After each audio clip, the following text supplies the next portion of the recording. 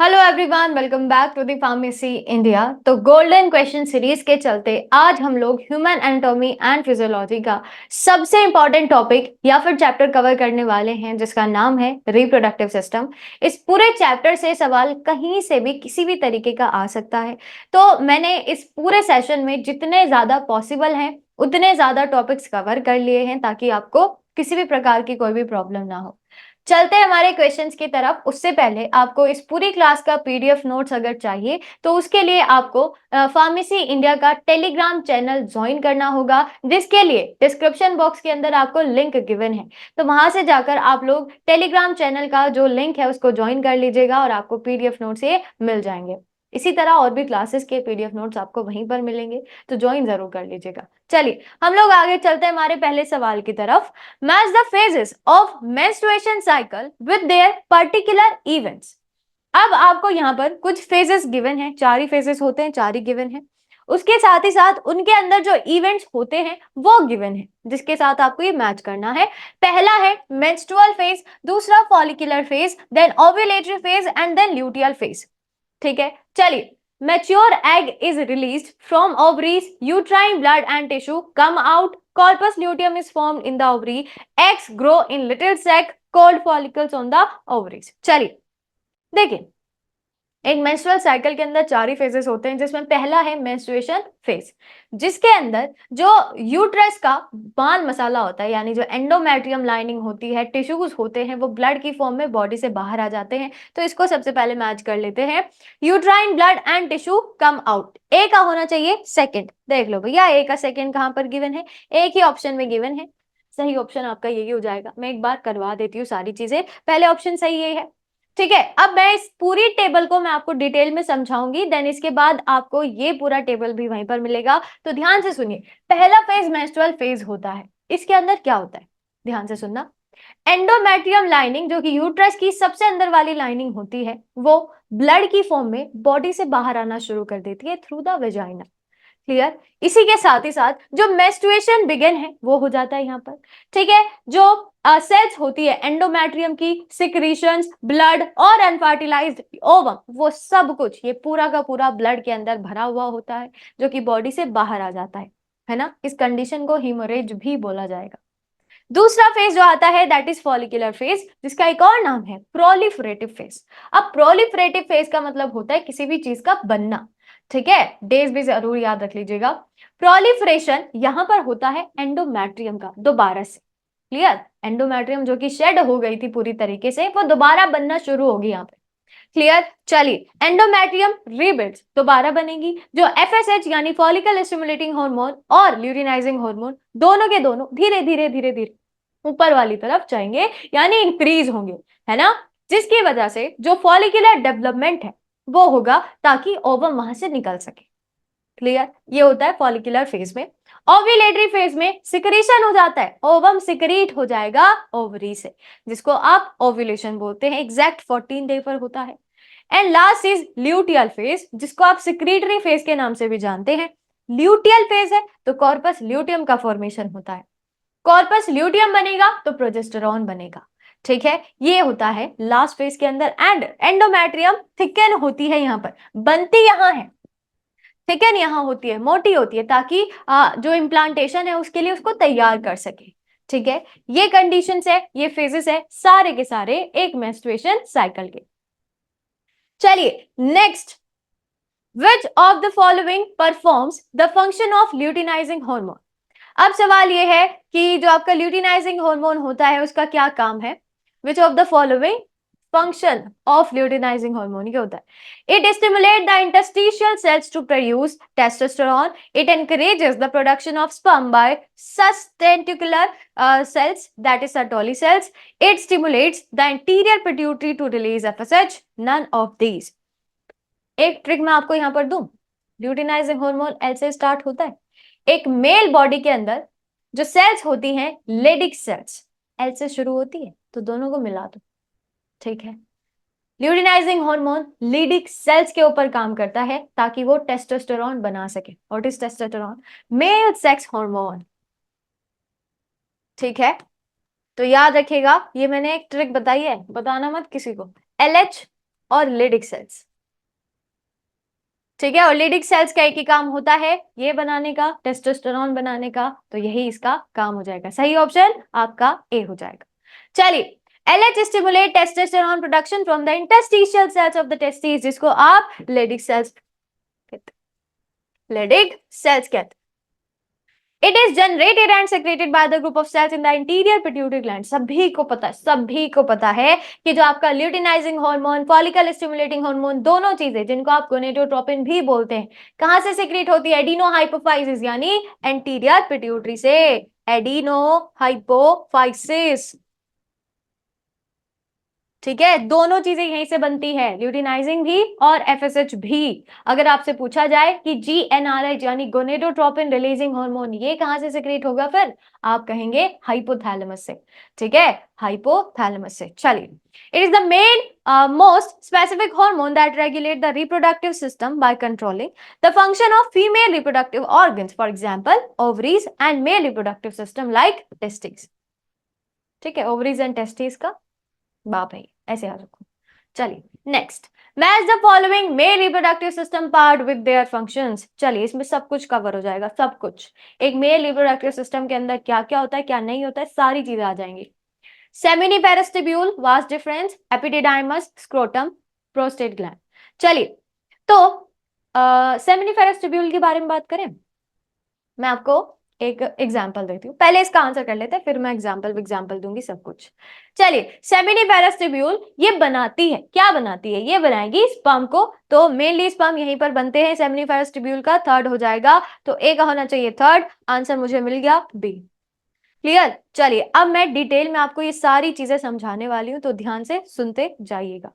This is the structure of male reproductive system. लेकिन उससे पहले मेरी बात सुनो। देखो, मान लीजिए कि एक टेस्टिस है। ठीक है, एक टेस्टिस एक बहुत बड़ा घर है। उस घर के अंदर रूम्स होते हैं। कितने रूम्स है? 250 रूम है। वही 250 कमरे जो हैं वो सेमिनिफेरस ट्यूब्यूल्स कहलाते हैं, सॉरी, टेस्टिकुलर लोब्यूल्स कहलाते हैं। ठीक है, टेस्टिकुलर लोब्यूल्स के अंदर मतलब उन रूम्स के अंदर 1 से 3 बेड भी पड़े हुए होंगे, और उन्हीं बेड को हम सेमिनिफेरस ट्यूब्यूल्स कहते हैं। ठीक है, यही वो सेमिनिफेरस ट्यूब्यूल है जो कि एक्चुअली स्पर्म का फॉर्मेशन करती है इनसाइड द टेस्टिस। क्लियर? समझ आया? टेस्टिस, उसके अंदर टेस्टिकुलर लोब्यूल्स के अंदर सेमिनिफेरस ट्यूब्यूल, वहीं पर इंटरस्टिशियल सेल, वहीं पर नर्व सेल, सब कुछ वहीं पर होता है। क्लियर? बाहर की तरफ आएंगे, वहां से शुरुआत होती है एपिडिडाइमस, रेटिटेस्टिस, वास डिफरेंस, ये वो फलाना वलाना सब कुछ। क्लियर? लेकिन अंदर का याद रखिएगा। चलो, मैं आगे बढ़ देती हूँ एंड इसके बाद हर एक चीज का फंक्शन आपको बताऊंगी। ये हैं ऊपर से यूरेटर सारे, जो कि यूरिन लेकर आएंगे, ब्लैडर के अंदर फिल करा देंगे। अब यूरिन भी यहीं पर है, और नीचे से शुरुआत करते हैं। ये है टेस्टिक्स। ठीक है, टेस्टिस के अंदर ही testicular lobule, seminiferous tubule, and then जो आपका ऊपर की तरफ आओगे एपिडिडाइमस। तो यहां से निकले, सेमिनिफेरस ट्यूब्यूल ने बनाया, एपिडिडाइमस में मैचुरेशन हुआ स्पर्म का। ठीक है, मैचुरेशन होने के बाद वो पूरी तरीके से तैयार हैं। अब मैचुरेशन जब होता है, इसके बाद वो रेडी टेस्टिस के अंदर आते हैं। रेडी टेस्टिस से ये सारी चीजें कहां जाएंगी? इस पूरे डक्ट के अंदर जाती है ना, वास एफरेंशिया। वास एफरेंशिया के बाद इसी तरीके से ये मूव करेगा, वास डिफरेंस से होता हुआ कहां पर आ जाएगा? इस ब्लैडर के अंदर आ जाएगा। ब्लैडर नहीं, यूरेथ्रा के अंदर आ जाएगा। ठीक है, यूरेथ्रा में जब ये चीजें आ रही हैं, तो आपको ये तो दो चीजें आपको दिखाई दे रही है। These are called seminal vesicles.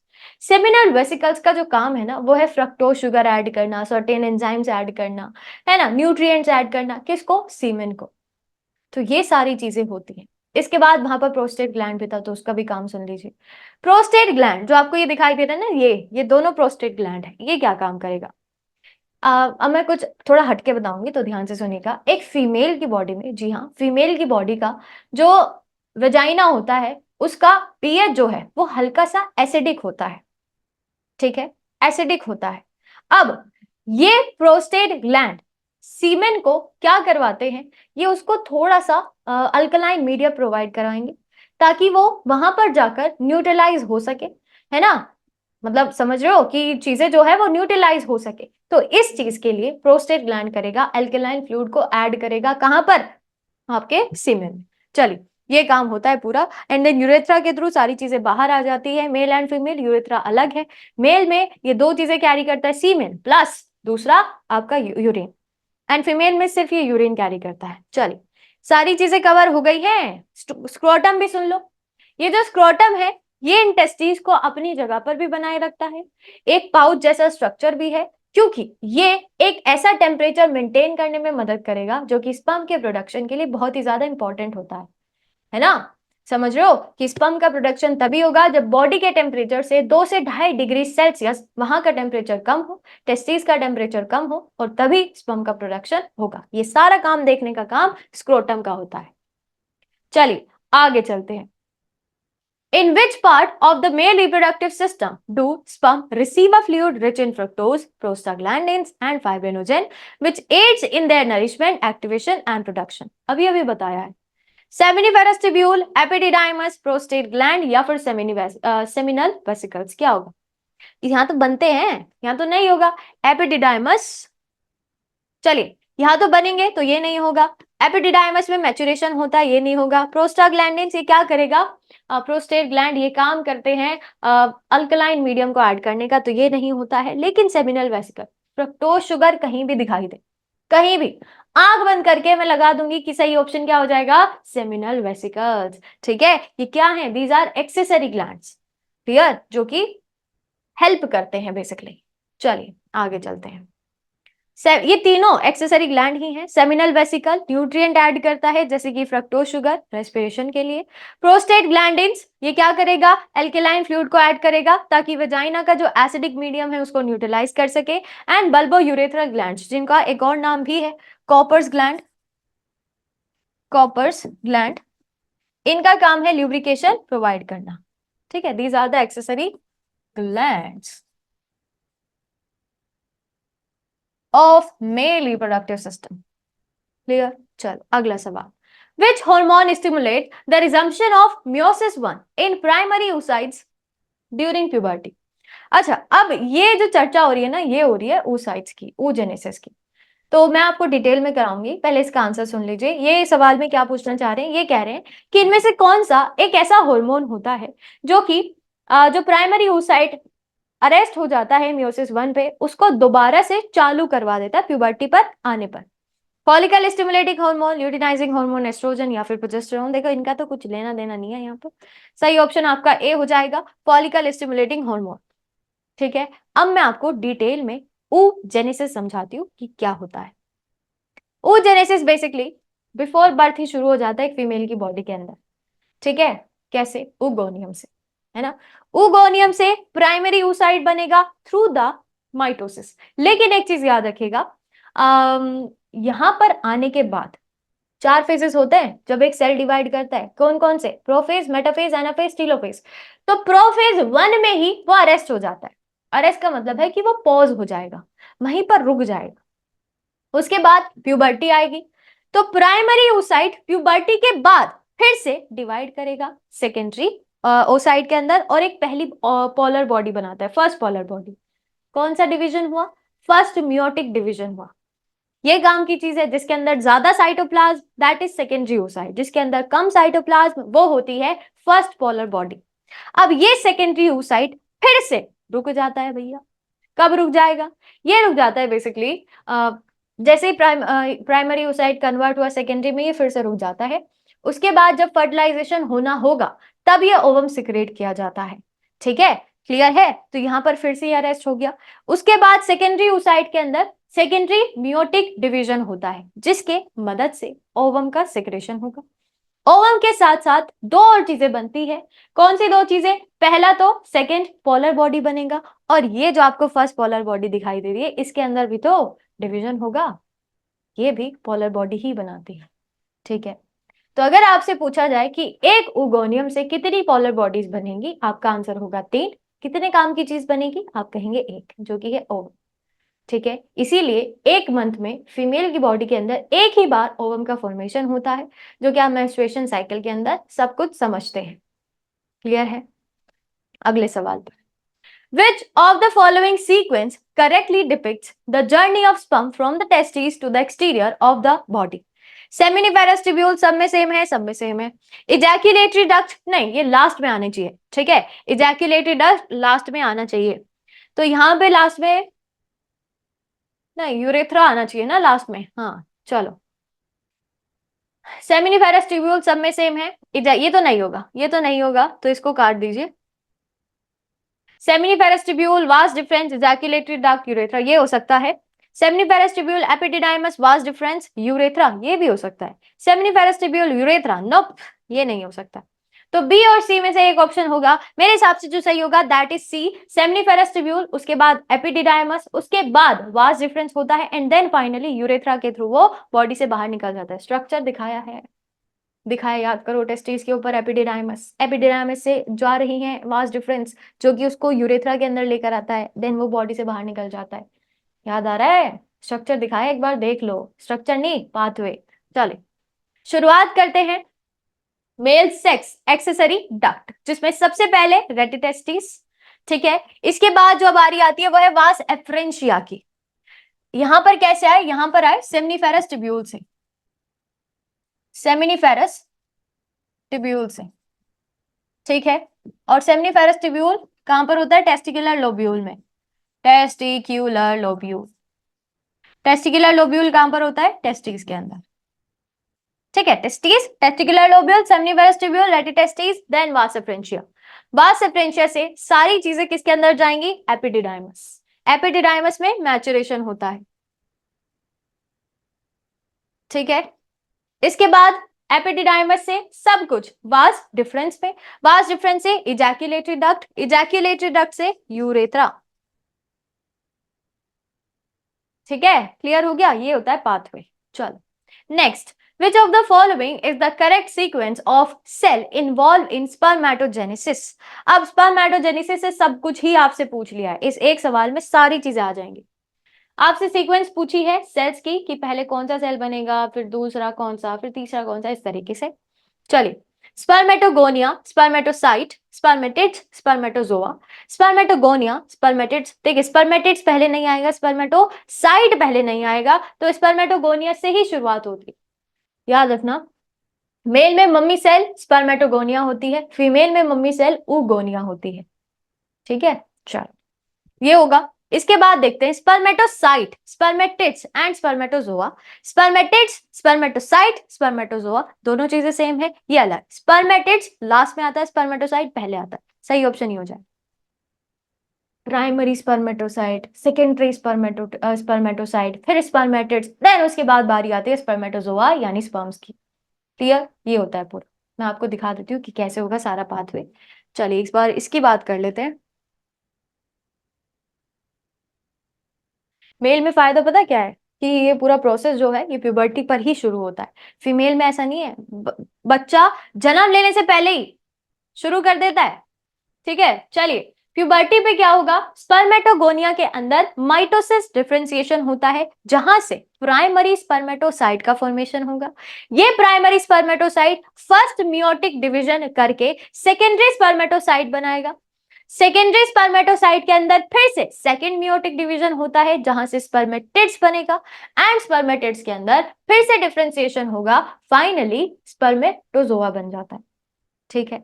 और अगर बॉडी से स्पर्मेटोजोआ मतलब बाहर जा रहे होते, that process is known as spermiation. Clear? Spermiation, याद रखिएगा।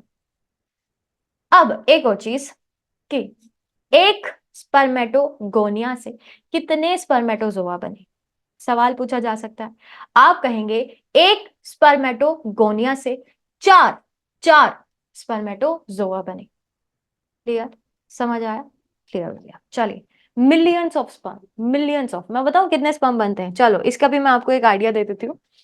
एक इजैकुलेशन के दौरान अराउंड 200 टू 300 स्पर्म का फॉर्मेशन होता है, मिलियन स्पर्म का फॉर्मेशन होता है, मिलियन स्पर्म का फॉर्मेशन होता है, ठीक है। जिसमें से अराउंड 60% की जो शेप और साइज है वो नॉर्मल होना चाहिए, और इन 60% में से अराउंड 40% की विगरस मोटिलिटी होनी चाहिए, विगरस मोटिलिटी। ये मैंने आपको एक ऐसी कंडीशन बताई है जिस कंडीशन में एक मेल को रिप्रोडक्टिवली पूरी तरीके से फिट माना जाता है, ठीक है। क्या? एक इजैकुलेशन के दौरान अराउंड 200 to 300 मिलियन स्पर्म्स बनने चाहिए, जिसमें से 60% की शेप और साइज नॉर्मल होना चाहिए, और उन 60% में से अराउंड 40% का, ये मिनिमम वैल्यू है, मिनिमम 40% वैल्यूज का जो स्पर्म है उनका विगरस मोटिलिटी होना चाहिए। मोटिलिटी यानी वो बहुत फास्टली स्विमिंग करना चाहिए उनको, ठीक है, तभी जाकर एक फर्टिलाइजेशन का प्रोसेस कंप्लीट हो पाता है। समझ आया? बहुत बढ़िया। अगले सवाल पर चलते हैं। Which hormone begins to rise again if fertilization does not occur, leading to the breakdown of the corpus luteum and initiation of the menstrual cycle? Luteal phase से सवाल आया है, ल्यूटियल फेज से सवाल सुनो ध्यान से, क्या कह रहा है?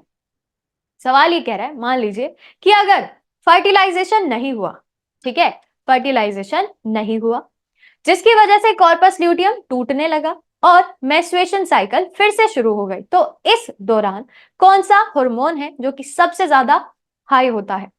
एस्ट्रोजन, प्रोजेस्टेरॉन, ल्यूटिनाइजिंग हार्मोन या फिर फॉलिकल स्टिमुलेटिंग हार्मोन? सही ऑप्शन जाएगा इसका डी, फॉलिकल स्टिमुलेटिंग हार्मोन। अब मैं आपको एक डायग्राम दिखाती हूँ जहां से आपको सब कुछ समझ आ जाएगा। चलिए, ये रहा, इसकी बात हो रही थी, ठीक है। ये आपका पहला मेंस्ट्रुअल फेज है, ये पूरा प्रोलिफरेटिव फेज यानी फॉलिकुलर फेज, ये ओव्यूलेटरी फेज, एंड ये फाइनली पूरा ल्यूटियल फेज होता है। ल्यूटियल फेज के अंदर देखो क्या हो रहा है, कॉर्पस ल्यूटियम धीरे धीरे धीरे धीरे डीजनरेट होना शुरू करेगा और कॉर्पस एल्बिकेंस बना लेता है, ठीक है, अगर फर्टिलाइजेशन नहीं होता है तब, तब की बात हो रही है। इसके बाद आपसे पूछा गया है कि कौन सा हार्मोन हाई होगा। अब इनका नाम देखो, ब्लू वाला एफएसएच है और रेड वाला एलएच है। एफएसएच का लेवल देखना तुम, हो गया है क्योंकि फर्टिलाइजेशन नहीं हुआ, दूसरी साइकिल शुरू करनी है, ठीक है। तो फॉलिकल स्टिमुलेटिंग हार्मोन हाई हो जाता है, ल्यूटिनाइजिंग हार्मोन थोड़ा लो होगा, होगा दोनों हाई, है ना। यहां पर जो ओवरीज से निकले हुए हार्मोन है वो सब डाउन चले जाएंगे, लेकिन सबसे नीचे जो जाता है वो है प्रोजेस्टेरॉन, ठीक है, क्योंकि प्रोजेस्टेरॉन को ए प्रेगनेंसी हार्मोन भी कहा जाता है। तो अगर प्रेगनेंसी नहीं हो रही है वो सबसे नीचे चला जाता है, एकदम डाउन हो जाता है, ठीक है। ये है पूरा मेंस्ट्रुअल साइकिल। चलिए, next question, which hormone is responsible for softening the connective tissues of the cervix and pelvic ligament, aiding in the widening of the birth canal? ये सवाल है पार्चुरेशन से यानी चाइल्ड बर्थ से। सवाल आपसे ये कह रहा है कि इनमें से कौन सा एक ऐसा हार्मोन होता है जो कि कनेक्टिव टिश्यूज को सॉफ्ट बनाता है, सर्विक्स में जो प्रेजेंट होंगे, और पेल्विक लिगामेंट्स को भी, साथ ही साथ बर्थ कैनाल, यानी कि क्या होती है birth canal? Cervix plus vagina, ये दोनों मिलकर बर्थ कैनाल बनाती है। इनके वाइडनिंग के लिए भी बहुत ज्यादा इंपॉर्टेंट होता है। तुम्हारे दिमाग में सबसे पहला आंसर आया होगा ऑक्सीटोसिन, लेकिन नहीं, क्योंकि ऑक्सीटोसिन, याद रखेगा, ये यूट्रस का कॉन्ट्रैक्शन करवाता है, कॉन्ट्रैक्शन ऑफ यूट्रस, ठीक है। तो याद रखिएगा, ये यूट्रस के कॉन्ट्रैक्शन में हेल्प करेगा। एस्ट्रोजन प्रोजेस्टेरोन को तो भूल जाओ, उनका कुछ रोल नहीं है यहाँ पर, ना इसका ना इसका। लेकिन देखो, प्रोजेस्टेरोन थोड़ा बहुत हाई हो सकता है, लेकिन एस्ट्रोजन तो बिल्कुल गया गुजरा है। ऑक्सीटोसिन जो होता है वो बहुत ज्यादा सीवियर कॉन्ट्रैक्शन करवाता है। देखो क्या होगा, जैसे जैसे चाइल्ड बर्थ का समय आता है वैसे वैसे ऑक्सीटोसिन सिक्रीट होगा। अब जैसे जैसे ऑक्सीटोसिन सिक्रीट होगा वैसे वैसे ये जहां से सिक्रीट होता है यानी न्यूरो हाइपोफाइसिस, वहां को पॉजिटिव फीडबैक भेजता है, ताकि वो और ज्यादा और ज्यादा और ज्यादा ऑक्सीटोसिन जो है उसको सिक्रेट करे। क्लियर? अब ये तो बात अलग हो गई, ये तो ऑक्सीटोसिन की हो गई। रिलैक्सिन की बात कौन करेगा? रिलैक्सिन एक ऐसा हार्मोन होता है जिसकी वजह से जो पेल्विक लिगामेंट है, ठीक है, और इसी के साथ ही साथ जो वेजाइना और जो सर्विक्स है उनको वाइड करता है, बड़ा करता है, ठीक है। इसी के साथ सर्विक्स का जो टिश्यूज है उनको सॉफ्ट बनाता है, ताकि जो लेबर है, जो बेबी है, वो सही ढंग से बाहर आ सके, ठीक है। रिलैक्सिन इसका बिल्कुल सही ऑप्शन जाएगा, प्लेसेंटा से सिक्रेट होता है, सिक्रेटेड फ्रॉम प्लेसेंटा, प्लेसेंटा, ठीक है। प्लेसेंटा मुझे बताने की जरूरत नहीं होनी चाहिए क्योंकि सबको पता होता है क्या होता है। Next and last question, match the following female reproductive system part with their functions, जिसके अंदर हम पूरा फीमेल रिप्रोडक्टिव सिस्टम कवर कर लेंगे। Uterus, ovary, fallopian tube, vagina और सर्विक्स, सारी चीजें आपको गिवन है, उनका फंक्शन गिवन है, मैच करना है। यूट्रस क्या होता है? वर्म, क्या होता है जहां पर इम्प्लांटेशन होगा। ठीक है, तो यूट्रस का होना चाहिए इम्प्लांटेशन अकर्स किया, बढ़िया। ए का होना चाहिए सेकेंड, और मुझे सिर्फ एक ही ऑप्शन में दिखाई दे रहा है। फिर भी आगे की बात कर लेते हैं। ओवरीज ही क्या होती है, ये सिक्रीट करती है ओवम और साथ ही साथ एस्ट्रोजन एंड प्रोजेस्टेरॉन। क्या होते हैं एस्ट्रोजन एंड प्रोजेस्टेरॉन, ये है फीमेल सेक्स हॉर्मोन्स। तो ये तीनों चीजें यहां से सिक्रीट होंगी। ओवरी का होना चाहिए ये वाला, बी का थर्ड। चलिए, फेलोपियन ट्यूब, एक्चुअल फर्टिलाइजेशन यहीं पर होता है। ठीक है, एक्चुअल फर्टिलाइजेशन यहीं पर होता है, स्ट्रक्चर दिखाऊंगी मैं आगे। वेजाइना क्या है, वेजाइना जो है ये बेसिकली इजैक्यूलेशन के दौरान ये एज ए रिसेप्टिकल काम करेंगे, यानी स्पर्म यहीं पर एंट्री करेगा, तो ये हो जाएगा। और सर्विक्स के बारे में अगर हम बात करें, यूट्रस की एंट्रिंग होती है, एंट्रेंस होता है ये सर्विक्स। चलिए, तो सही ऑप्शन जाएगा आपका डी। ठीक है, अब इसको ध्यान से देख लीजिए, क्योंकि ये अगर आपने समझ लिया तो सारी चीजें आपको क्लियर हो जाएंगी। ठीक है, चलिए सबसे पहले शुरुआत करते हैं यूट्रस से ही, है ना। ये यूट्रस है, इन्वर्टेड पेयर शेप्ड स्ट्रक्चर होता है, तीन लाइनिंग है, अंदर वाली एंडोमेट्रियम, बीच वाली मियोमेट्रियम, लास्ट वाली बाहर वाली पेरीमेट्रियम या एपीमेट्रियम। ठीक है, अब ये देखो, ये है सर्विक्स, किसकी ओपनिंग है, ये है यूट्रस की opening. And this is vagina, जहां पर एज अ रिसेप्टिकल ये काम करेगा फॉर पेनिस, एंड इसी के साथ ही साथ स्पर्म की एंट्री यहीं पर होती है। इसके बाद हम इधर वाली तरफ चलते हैं, ये पूरा फेलोपियन ट्यूब है, जिसका एक और नाम है ओविडक्ट। इसके तीन पार्ट होते हैं, दिखाई नहीं है लेकिन सुन लीजिए, तीन पार्ट होते हैं। सबसे पहले ये ओवरी है जो कि लिगामेंट से जुड़ी हुई है थ्रू द पेल्विक वॉल। अब ये जो आपको फिमरे दिखाई दे रहे हैं ऐसे, ये क्या करेंगे, मान लीजिए ये ओवरी है, ओवरी से ऐसे चिपके हुए हैं, तो ओवरी जब एग रिलीज करेगा ये पकड़ेंगे और अंदर की तरफ, यानी यहां पर इनफंडिबुलम है, पास वाला रीजन इनफंडिबुलम, बीच वाला रीजन एम्पुला, दूर वाला रीजन इस्थमस। एम्पुला रीजन वो रीजन है जहां पर एक्चुअल फर्टिलाइजेशन होता है। ठीक है, इसके बाद इधर अगर आएंगे, इधर वाली तरफ अगर आएंगे, यहां पर ये फंडस है। ठीक है, फंडस ये ऊपर वाला तरफ, ऊपर वाली तरफ है। फिर यहां से यहां, यहां, यहां, अब मान लीजिए फर्टिलाइजेशन होना है तो वो कैसे होगा, इम्प्लांटेशन में आपको यहीं पर बता देती हूँ क्या होता है। देखिए, मान लीजिए इधर से स्पर्म आया, उधर से ओवम सिक्रीट हुआ, स्पर्म यहां से जा रहा है, ओवम वहां से आ रहा है, यहां पर दोनों चीजें मिलती हैं एम्पिलरी रीजन में। फर्टिलाइजेशन हो गया, फर्टिलाइजेशन के एक हफ्ते बाद इम्प्लांटेशन का प्रोसेस शुरू होता है। ठीक है, मतलब प्रोसेस शुरू हो जाता है लेकिन actual implantation around 1 week later होता है ना, फ्रॉम फर्टिलाइजेशन। अब यहीं पर मोरिला, ब्लास्टिला, ब्लास्टोमिया, ये सारी चीजें बनते बनते बनते बनते यहां पर आ जाएंगी। यहां पर जो जो भी बना वो एक पार्ट जो होता है वो दो चीजों में डिवाइड हो जाता है, दो लेयर्स में डिवाइड हो जाता है।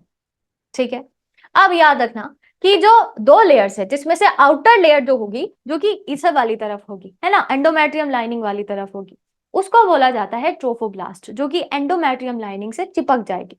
This process is known as implantation. ठीक है, और जो बीच वाली लेयर है that is called inner cell mass, यही एक्चुअल फीटस होता है, जो कि आगे बढ़कर फीटस का फॉर्मेशन करता है, जाइगोट, एम्ब्रियो, ये सारी चीजें बनाएगा। इनर सेल मास, क्लियर है, दिस इज इम्प्लांटेशन। इसी के साथ आज की इस क्लास में इतना ही। पूरे रिप्रोडक्टिव सिस्टम का हर एक चीज मैंने आपको यहाँ पर एक्सप्लेन कर दिया है, सब कुछ मैंने आपको यहाँ पर बता दिया है। एंड तो आज की इस क्लास में हम लोग इतनी चीजें रखते हैं।